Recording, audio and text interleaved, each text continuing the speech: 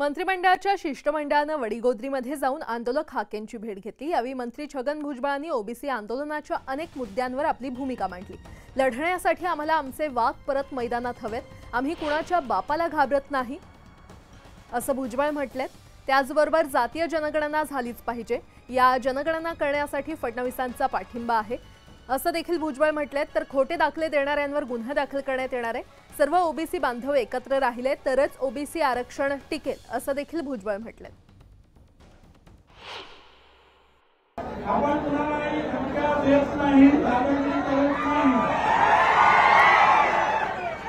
पण सगळ्यांनी एक लक्षात ठेवलं पाहिजे, शरीफ है हम,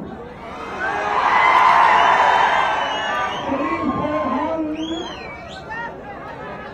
किसी से लड़ते नहीं है।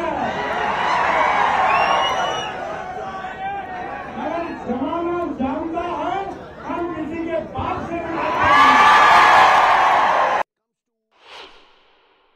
आमचं आरक्षण आमच्या वादाचं कसं राहू द्या, त्याच्यासाठी दुसरं काम द्या, दुसऱ्याला काय घ्यायचं त्यांना द्या, आम्ही त्यांना पाठिंबा देतो।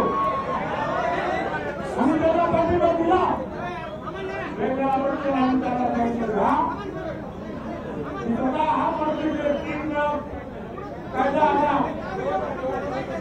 विधानसभेत आम्ही पाठिंबा दिला, यापुढे सुद्धा देऊ, पण त्यांना वेगळं आरक्षण द्या।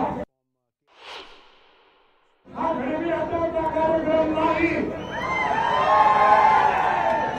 आज माझ्या दलित समाजातले लोक, आदिवासी समाजातले लोक आरक्षण आहे, काही कलेक्टर झाले, पोलीस कमिशनर झाले, पण आजही झोपडपट्ट्यांमधून ते आमचे दलित बांधव आदिवासी राहत आहेत। गरिबी हटली नाही, हा गरिबी हटवण्याचा कार्यक्रम आहे।